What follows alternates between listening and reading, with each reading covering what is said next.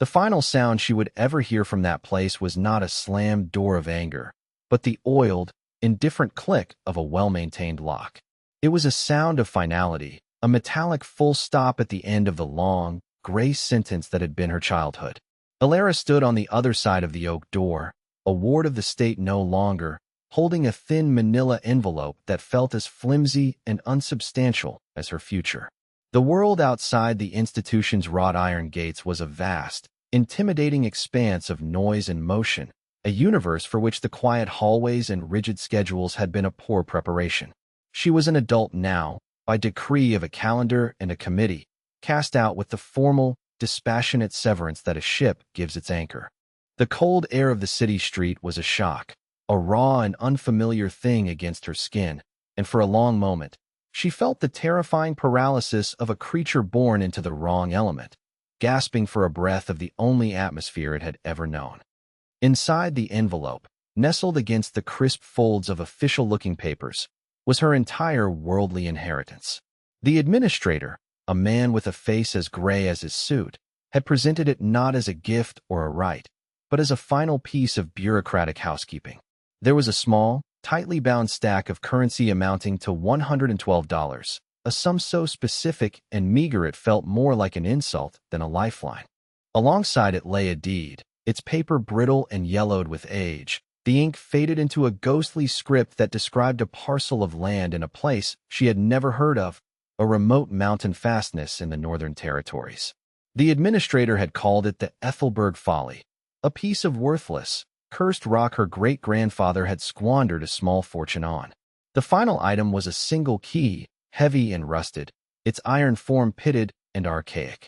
It looked less like a key to a home and more like a key to a dungeon or a forgotten tomb.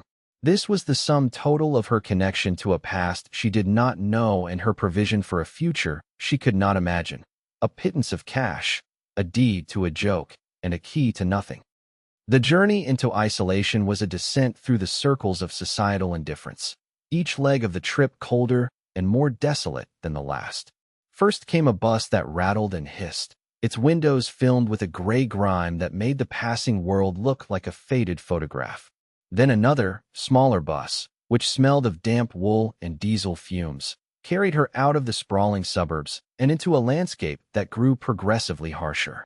The gentle, rolling hills of the south gave way to stark, granite-toothed mountains that clawed at a perpetually overcast sky. Trees grew stunted and bent, sculpted by a wind that seemed to be a constant, living presence. The final stop was a lonely crossroads with a single, wind-beaten signpost. From there, the driver had simply pointed up a barely visible track winding into the mountains. The last of her meager funds were spent, and the final stage of her journey had to be made on foot. The walk was a long, grueling pilgrimage into the heart of a cold, uncaring wilderness, the weight of her pack a constant reminder of her meager possessions, the iron key a cold, hard lump against her hip. When she finally crested the last ridge and saw her inheritance, the thin thread of hope she had clung to during the arduous journey snapped. The reality was so much worse than her most pessimistic imaginings.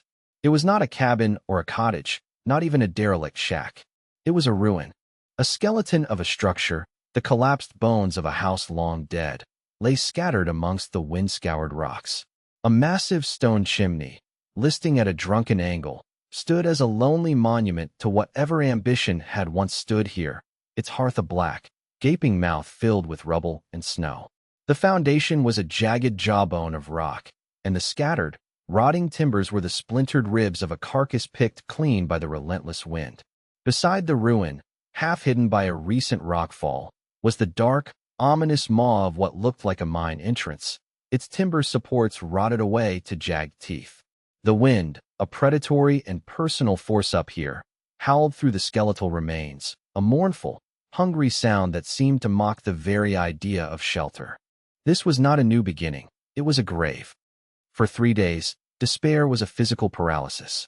Elara huddled in the most sheltered part of the ruin, a small nook formed by the base of the colossal chimney and a section of collapsed wall.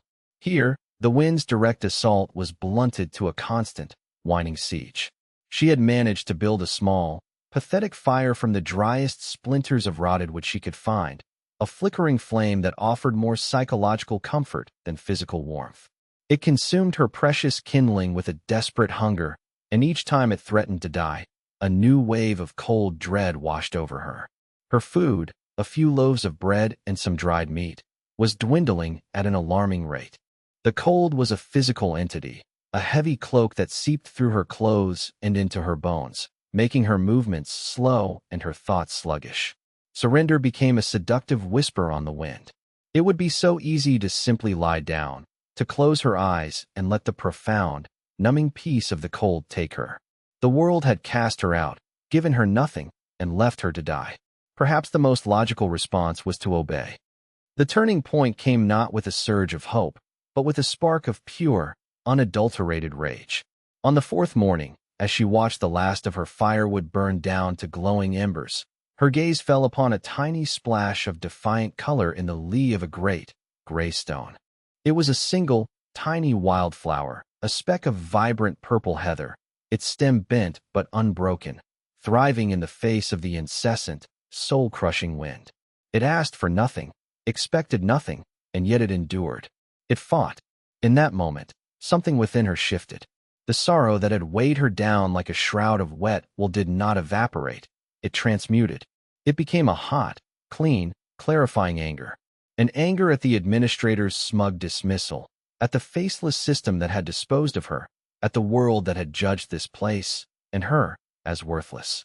The trusting gaze of the tiny, resilient flower was a mirror, and in it she saw her own pathetic surrender. The world wanted her to lie down and die. She would not. She would fight. Her first act of agency was born of this newfound fire, a simple, mindless, physical act. She began to clear the debris. She grabbed the largest, most manageable stones from the collapsed walls and began to haul them away from the chimney's base, stacking them into a new, crude wall. The work was brutally hard. Her muscles, soft from years of institutional inactivity, screamed in protest. Her hands, uncalloused and raw, were quickly scraped and bleeding. But the pain was a welcome sensation. It was real, immediate, a sharp contrast to the dull, suffocating ache of despair. With every stone she moved, she was imposing a tiny pocket of order onto the overwhelming chaos. She was not rebuilding a house. She was quieting the screaming in her own mind, replacing the seductive whispers of surrender with the rhythmic grunt of effort and the scrape of stone on stone. The physical agony was a baptism, washing away the paralysis and leaving behind a core of cold, hard resolve. Days turned into a week of grueling labor. The pile of rubble slowly shrank, and the area around the chimney base began to resemble a deliberate space, a small, three-sided courtyard of cleared ground. It was during the clearing of the deepest part of the collapse, near the foundation itself, that her shovel struck something that was not stone or rotted wood. It made a dull, metallic clang that vibrated up the shovel's handle and into her arms. Her heart hammered in her chest. With renewed vigor, she dug around the object, her scraped hands ignoring the sting as she clawed at the dirt and gravel. Slowly, she unearthed a heavy, iron-strapped container, a trunk so thoroughly beaten by weather and time that its wood was the color of the surrounding rock. It was locked, a heavy, rusted plate with a complex keyhole staring up at her. With trembling fingers, she retrieved the single, heavy key from her pocket, the one piece of her inheritance that had felt both absurd and significant. She slid it into the lock. It resisted for a moment. Then with a grating shriek of metal on metal, it turned. The lock clicked open. She lifted the heavy lid, and the scent of a century of stillness washed over her. The dry, leathery perfume of old paper and the faint, dusty aroma of ink. Inside, preserved in the airtight dark, lay the legacy of her ancestor. There was a thick, leather-bound journal, its pages filled with a dense, elegant script. Rolled beside it, tied with faded ribbon, were dozens of schematics and diagrams, drawn with a draftsman's precision on heavy vellum. She unrolled the first one. It was a detailed cross-section of the very ruin she was sitting in, but it showed a structure she could barely comprehend. It depicted the massive chimney not as a simple hearth, but as the core of a complex engine. It showed channels and vents running through the stone, connecting to the adjacent mine shaft, which was labeled not as a mine, but as a geothermal lung. The writings in the journal belonged to her great-grandfather, a man named Ethelberg, an engineer and scientist who the world had dismissed as a madman. His words, however, were not those of a madman. They were the words of a visionary, a man who had seen the brutal northern winter not as an enemy to be fought with brute force, but as a powerful, predictable engine to be harnessed. He had designed a sophisticated, nature-integrated survival system, a machine for living that worked in harmony with the very elements that made this place so inhospitable. The system relied not on the constant, ravenous consumption of fuel, but on the immense thermal mass of the earth and stone itself. It was called, simply, the Ethelberg system. The discovery transformed her purpose. The vague, desperate plan to simply survive the coming winter was replaced by a clear, audacious, and terrifyingly complex goal. She would not try to rebuild the collapsed house in a conventional way. She would follow her ancestors' blueprints. She would build the Ethelberg system. The journal and diagrams laid it all out. The core was a high-mass masonry stove, a cachalophin, built into the base of the existing chimney. This was not a normal fireplace. It was designed for a single, hot, short-duration fire each day. Its intricate, serpentine flue system would capture nearly all the heat, transferring it into tons of stone and refractory clay, which would then radiate a gentle, constant warmth for the next 24 hours. This stove, the heart, was then connected via a network of sealed ducts to the lungs, the deep, abandoned mine shaft where the ambient temperature remained a constant 50 degrees Fahrenheit year-round. A brilliant, passive thermosiphon design would circulate air from the living space, drawing it down a long, insulated pipe deep into the mine to be pre-warmed by the Earth's stable temperature, before feeding it back to the stove's intake. The structure she was to build would not be a conventional cabin, but a semi-subterranean fortress, built into the foundation, insulated by the Earth itself, a stone sanctuary heated by a whisper of fire and the deep, steady breath of the planet. It was a plan so contrary to conventional wisdom that it felt like an act of faith. With a new, focused intensity burning in her eyes, she knew she could not complete the work with what she had. The system required specific materials: firebrick, refractory cement, sheet metal for dampers, and most importantly, long lengths of copper tubing for a secondary water heating loop described in the journal. This meant a journey to the town, the one huddled in the valley below, a place she had only passed through. After weeks of isolation and backbreaking labor, her appearance was startling. She was gaunt, her face smudged with dirt and streaked with sweat, her clothes torn and stained. But the haunted, hopeless look she had arrived with was gone, replaced by a fierce, almost feral determination. As she walked the long track down the mountain, she was no longer a victim of circumstance drifting towards her end. She was an agent of a grand and secret purpose, a pilgrim on a mission to acquire the sacred texts and tools of her new religion. The town's general store was a cacophony of civilization after the mountain's silence. It smelled of sawdust, oiled leather, and pipe tobacco. Men in heavy coats turned to stare as she entered, their conversations faltering. She ignored them, walking directly to the counter where an older man with a skeptical face and hands like worn leather was tallying a ledger. She presented her list of unconventional supplies. As the shopkeeper, Silas, read it, his eyebrows climbed his forehead. He looked from the list to her ragged appearance and back again. Before he could speak, another man, broad and florid-faced, stepped forward from a group near the stove. This was Mr. Barrows, a local landowner and councilman, a man whose voice was accustomed to filling any room he entered. He snatched the list from Silas's hand and let out a booming laugh. Playing house in the old madman's rubble. Are you, girl? Firebrick and cement? You'll need 10 cords of wood to survive a week up there. Not this nonsense. He held the list up for all to see, publicly mocking her. His condescending advice, a lecture on the brute force necessity of stockpiling massive amounts of firewood, was met with nodding agreement from the other men. His words were meant to crush her, to expose her as a naive fool. Instead, they landed like hammer blows on an anvil, forging her quiet resolve into something as hard and unyielding as steel. She met his mocking gaze without flinching, her silence a more powerful retort than any argument.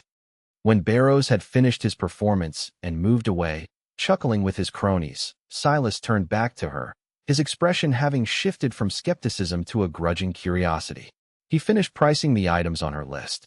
The total was nearly double the $112 she possessed. A wave of cold fear, the first she had felt in weeks, threatened to rise, but she pushed it down. She met the old man's gaze and simply stated the sum she had. It was not a plea, but a statement of fact. Silas was quiet for a long time, his eyes appraising her. He looked at her dirt-caked fingernails, the raw scrapes on her hands, the exhaustion etched around her eyes, and the unbending steel within them. He saw not a foolish girl, but someone who had already been through a crucible. "This is a fool's gamble," he said, his voice a low rumble. "That mountain needs people." But he had seen the way she stood up to Barrows's public ridicule, not with defiance, but with a profound, unshakable certainty. He saw the grit. "I'll extend you a line of credit," he finally declared, not as charity, but as a wager. A wager on your tenacity against that mountain. It was the first act of external validation she had received, a stranger's bet on her will to live, and it felt more precious than any amount of gold. The news arrived a month later, carried by a trapper making his way down from the high peaks. A storm was coming. Not just any storm, but a generational blizzard, the kind the old-timers spoke of in hushed, reverent tones. They were calling it the wolf winter, a beast of ice and wind descending from the Arctic pole, promising record-low temperatures and snowfall measured in feet, not inches. The town below erupted into a frenzy of panicked preparation. The air filled with the high-pitched scream of chainsaws as men worked from dawn until dusk, felling every available tree. Trucks rumbled through the streets, hauling massive stockpiles of firewood and fuel. The entire community's strategy was based on the conventional, brute force wisdom championed so loudly by Mr. Barrows. To fight the cold, one must burn more, burn hotter, burn constantly. Barrows himself was a whirlwind of self-important activity, directing the town's efforts, his voice booming with confidence as he oversaw the creation of woodpiles that dwarfed the houses they were meant to heat. In her stone sanctuary on the mountain, Elara's preparations were a study in contrast. Her actions were calm, quiet, and methodical. While the valley echoed with the sound of frantic logging, her small clearing was filled with the rhythmic scrape of her trowel on mortar and the soft hiss of her breath in the cold air. She had finished the core of the masonry stove, its intricate flue system a masterpiece of thermal engineering hidden within a monument of stone and clay. The long copper loop for the water heater now snaked from the stove, through the wall, and vanished into the darkness of the mine shaft. Her woodpile was shockingly small, a neat stack of seasoned hardwood barely taller than she was, an amount that would have been an object of derision in the town below. Her final act of preparation was not to stockpile more fuel, but to initiate the system. She loaded the stove's firebox a single time, packed tight with her best wood. With a match, she brought it to life, and for 2 hours, a roaring, clean-burning inferno raged within the stone heart of her home. Then, as the fire died down to a bed of incandescent coals, she sealed the firebox door and closed the main flue damper.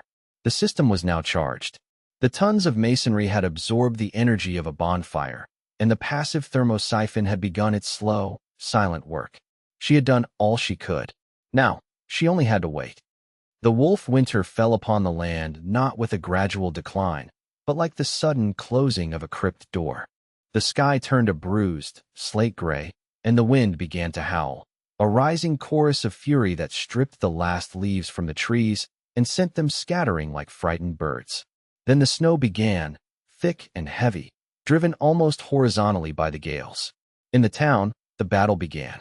The conventional stoves and fireplaces, inefficient and ravenous, devoured the massive woodpiles at an astonishing rate.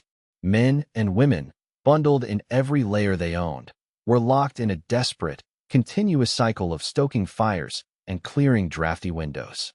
But the cold was relentless. It seeped through walls, around window frames, and under doors. The technology they relied on began to fail. Power lines, heavy with ice, snapped, plunging the town into darkness and silencing the electric heaters some had hoarded. Pipes froze and burst. Despite the roaring fires, the houses became iceboxes, the heat clinging to the immediate vicinity of the hearth while the rest of the rooms dropped to freezing temperatures. The mood shifted from frantic activity to a gnawing fear, then to a quiet, shivering panic. They were losing the fight. High on the mountain, within the stone walls of her semi-subterranean shelter, the world was profoundly silent. The fury of the blizzard was a distant, muted roar, the sound of a faraway ocean. Inside, there was no fire. There was no draft. There was only a deep, pervasive, and utterly astonishing warmth. The great mass of the masonry stove, the walls, and the stone floor radiated a gentle, constant heat that kept the entire space at a comfortable, even temperature. It was a living warmth, a presence in the room, not a frantic, flickering thing. The air was fresh and clean, circulated by the silent, geothermal engine of the Ethelberg system. Elara sat not in a bundle of blankets, but in a simple wool shirt, a cup of hot tea steaming in her hands, the water heated by the copper loop that passed through the stove's core. She spent the days of the storm in profound peace and security, reading her great-grandfather's journals by the light of an oil lamp, the howling of the wolf winter a mere lullaby. She was not just surviving, she was thriving. Her home was not a fortress against nature, but a part of it, a pocket of serene warmth held safely within the heart of the storm's icy rage. When the storm finally broke after 5 days of unrelenting fury, it revealed a world transformed, a landscape buried under a blanket of snow so deep it softened every edge and silenced every sound. The sky was a brilliant, painful blue, and the air was so cold it felt like shattered glass in the lungs. Elara pushed open her heavy, insulated door and stepped out into a world of lethal beauty. The snow was piled higher than the roof of her low-profile shelter, and she had to dig a tunnel upwards to reach the surface. When she emerged, she stood in a haven of impossible life. The area immediately around her hidden vent pipe was a perfect circle of melted snow, a testament to the gentle, constant breath of warm air being exhaled from the earth below. Her shelter was an island of warmth and life in a frozen, dormant world. Down in the valley, the town emerged slowly, exhausted and devastated. Chimneys stood smokeless. The massive woodpiles were gone, consumed in the losing battle. The community was not broken, but it was badly wounded, humbled by a force they had tried to fight with arrogance and brute strength. A rescue party was inevitable. 2 days after the storm ended, a group of figures appeared as dark specks against the blinding white, making their slow way up the mountain on snowshoes. It was Silas, the shopkeeper, along with Mr. Barrows and 2 other townsmen. They came with grim faces and a sled carrying shovels and blankets, expecting to perform the grim task of digging out a frozen corpse. As they neared the site of the ruin, they saw nothing but an endless expanse of deep, untroubled snow. Barrows wore a somber, self-satisfied expression, the look of a man whose dire predictions had been proven correct. But then Silas stopped, pointing. There, rising from the middle of a snowdrift, was a puzzling, impossible sign of life. A faint, shimmering heat haze, and at its base, a perfect circle of dark, damp earth where the snow had been completely melted away. They stared in disbelief. With a renewed, confused urgency, they began to dig where the anomaly was, their shovels sinking into the deep, powdery snow. They uncovered the top of a heavy wooden door, set almost horizontally into the slope. Barrows scoffed, assuming it was a root cellar, long since frozen solid. He put his shoulder to it, ready to pronounce the effort futile. But the door swung open easily at his touch. As it opened, a palpable, physical wall of warmth, smelling of dry stone and hot tea, billowed out into the frigid air, making the men recoil in shock. They peered into the opening and saw Elara, sitting calmly at a small table, a book open before her, looking up at them with quiet curiosity. The humiliation of Mr. Barrows was a slow, agonizing collapse. He stared into the warm, well-lit space, his mind utterly unable to process the scene. The girl he had mocked, the fool playing with bricks and mud, was not only alive, but living in a state of comfort he could not comprehend. How? The word was a choked whisper, the sound of a man's entire worldview shattering. His eyes darted around the shelter, seeing no fireplace, no stove, only the immense, warm stone of the central chimney mass. He saw the comfortable temperature, the lack of smoke or soot, the impossible peace of the place. He looked at her healthy complexion and calm demeanor, and then thought of his own home, of his family huddled in blankets around a dying fire, of the frost coating the inside of his windows. Elara did not gloat. She simply and patiently explained the system, her voice soft in the warm silence. She spoke of thermal mass, of capturing heat instead of letting it escape, of the passive geothermal loop that used the constant temperature of the deep earth to pre-warm the air. She explained that her tiny woodpile was still more than half full, that she had used less wood in the entire storm than his stove consumed in a few hours. Each word was a nail in the coffin of his arrogance. The other men listened, their expressions shifting from disbelief to dawning comprehension, and finally to a profound, quiet awe. Barrows's authority, built on a foundation of loud, conventional, and now spectacularly failed wisdom, evaporated in the gentle warmth of that impossible room. He turned without another word, his face a mask of gray defeat, and began the long, shameful walk back down the mountain. He left town a week later, unable to bear the quiet, knowing glances and the public ridicule that now followed him like a shadow. The story of the girl on the mountain spread through the valley not like a rumor, but like a legend. In the weeks that followed, as the town slowly recovered, Elara was no longer the outcast, the strange girl from the institution. She became a figure of awe and respect. The narrative had been irrevocably altered. She was the one who had listened to the mountain, the one who had uncovered a forgotten wisdom. Soon, the townspeople began to make their own pilgrimages up the snow-covered track. They came not to gawk, but to learn. They came with questions, with notebooks, with a newfound humility born of their shared, shivering ordeal. They saw the elegant simplicity of the Ethelberg system, the profound logic of working with nature rather than waging a futile war against it. Elara, the quiet, isolated girl, became a teacher. She shared her great-grandfather's schematics freely, explaining the principles to carpenters, masons, and homeowners. She taught them how to build their own masonry hearts, how to tap into the steady warmth of the earth, how to transform their drafty, fuel-hungry houses into bastions of resilient comfort. Years passed, and the wolf winter became a defining moment in the town's history, a harsh lesson that had ultimately saved it. The valley was transformed. The scream of chainsaws in the autumn was replaced by the quiet, purposeful work of masons and builders. The ugly, sprawling woodpiles vanished, replaced by neat, modest stacks. The houses themselves changed, their architectural DNA altered by the infusion of Ethelberg's genius. They were no longer flimsy boxes fighting the cold, but solid, integrated structures that breathed with the seasons. The fear of winter, a fear that had governed life in the valley for generations, was gone, replaced by a quiet confidence. Elara remained on her mountain, her home now a place of pilgrimage for engineers and architects from distant cities who came to study the elegant perfection of the original system. She was no longer a girl, but a woman, a respected matriarch, the living custodian of a wisdom that had been dismissed as folly.